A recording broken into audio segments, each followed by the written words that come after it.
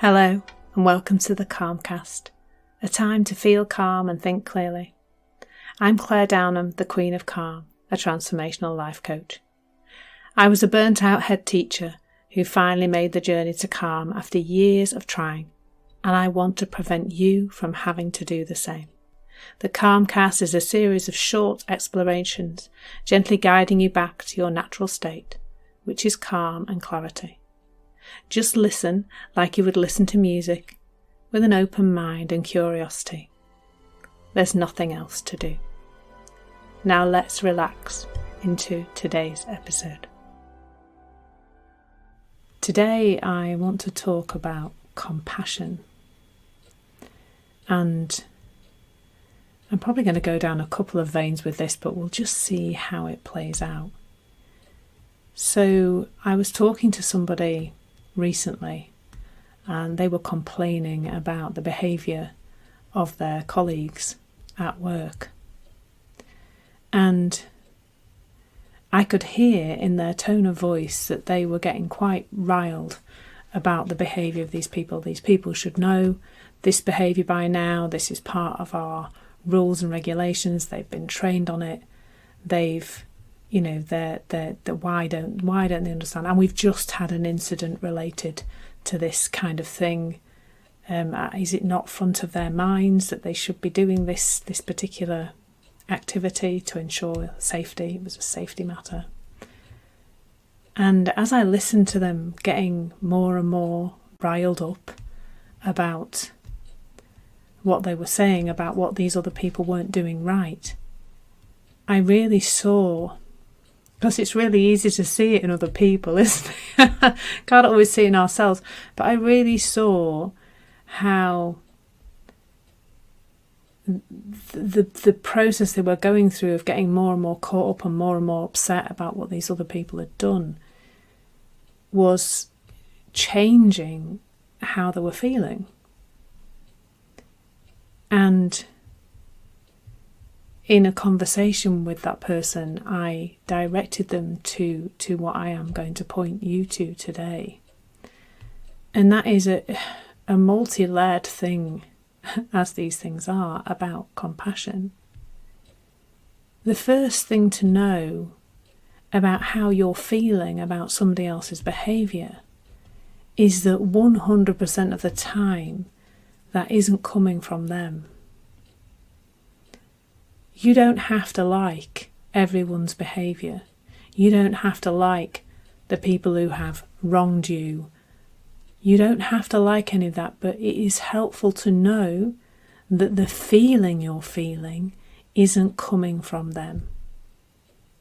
The feeling you're feeling is coming from thought in the moment. That's how that system works inside you. You think it and you feel it. That's how it works. Which is why when this person was relaying this story to me and getting really wound up, they weren't even at work. They were with me, talking to me. The thing that they were talking about had happened the previous day. And they were still feeling that thinking about those people's behaviour.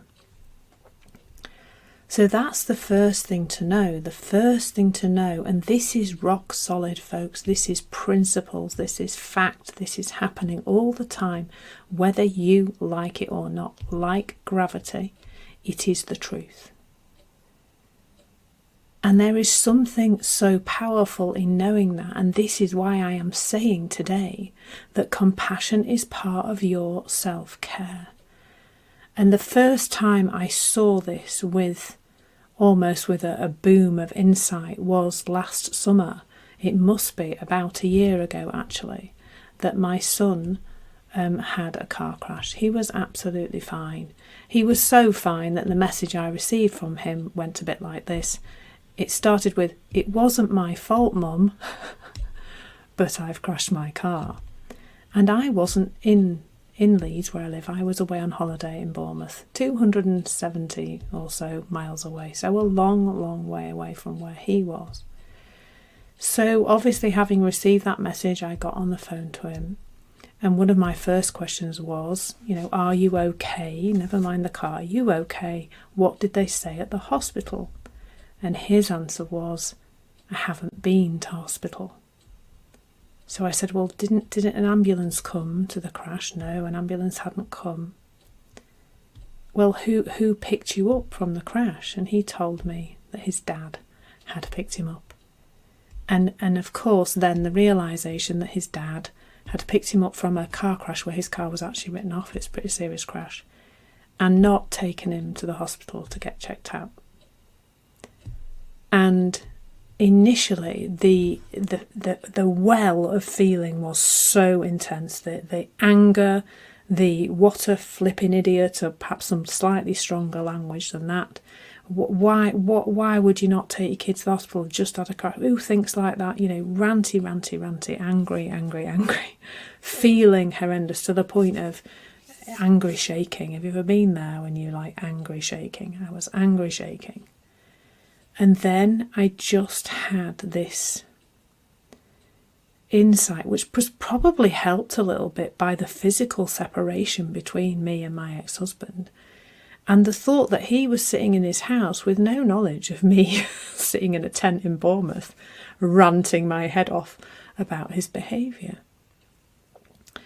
And all of a sudden, it just fell away. As soon as I saw that I was creating this horrible feeling inside me, as soon as I saw it, it just fell away. It was almost like I'd spotted the gremlin, and by spotting the gremlin and putting it out in the light, I melted it. That's an 80s reference for anybody watching. If you haven't watched the Gremlin film, that's where you'll have to go to understand that reference. So in that moment, I realised that he couldn't be making me feel this way when it was something he'd done the day before or earlier that day. He was at home, I was in. It just couldn't work that way. It had to be coming from me. And then it fell away. And then I had this moment of huge realisation that in that moment, much as many people I spoke to afterwards could see that they would take their child to hospital, in that moment, he didn't have that thinking available to him. Full stop.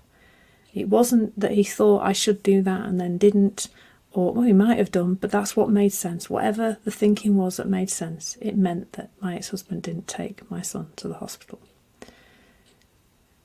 And all of a sudden, I just felt so much better. I felt so much lighter. And from that place, I had a quieter mind and I took the action that made sense. And that came from some insight around, well, who can I get to persuade my son he should? 18-year-old lads are like, I don't need to go to the hospital. But actually his girlfriend and his girlfriend's mother were there. So they became my kind of aid on that and got Jack to the hospital, which was phenomenal, and sorted him out. And he was fine. He had whiplash and concussion, but he was fine, of course. But I think if I'd stayed in that ranty, unpleasant feeling, I would not have taken that evasive action. I wouldn't have done what I needed to do. I wouldn't have had the insight. I wouldn't have had the quietness of mind to make a decision to help my son in the way that I thought he needed helping.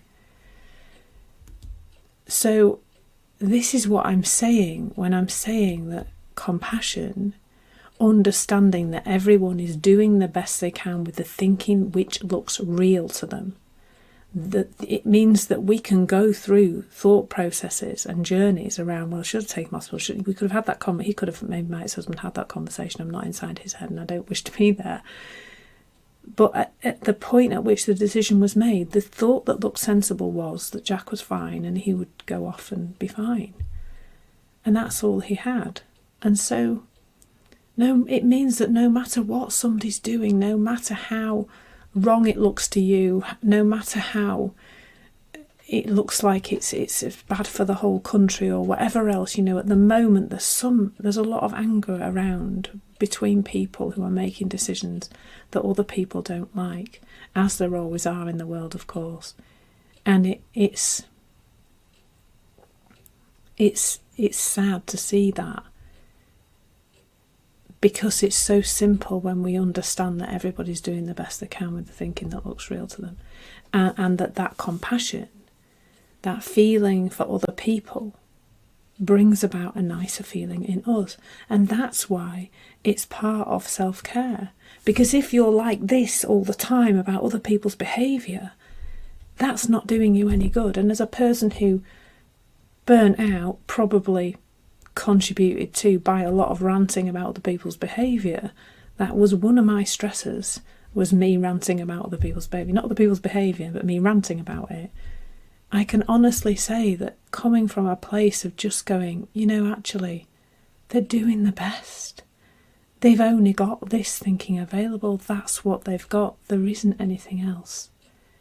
It's part of my self-care. It's part of me looking after myself and not ending up in that state of riledness about other people's behaviour. I'm not sure if riledness is a word, but it now is. So all there is to do here is to bring some awareness, and the awareness that I invite you to bring is to your feelings. Your feelings are coming from thought in the moment, not from anybody or anything. When your feelings are off, it's telling you that thought is off, not everything else around you. So just noticing that can be really helpful. So the invitation, as always, is to stay curious and just bring some awareness to what I've shared. Thank you so much for listening. There's nothing to do now but bring some awareness to how this is working out in your life. Listen regularly to experience longer and longer periods of calm. This has been the Calmcast with Claire Downham, Queen of Calm. Take care and keep listening.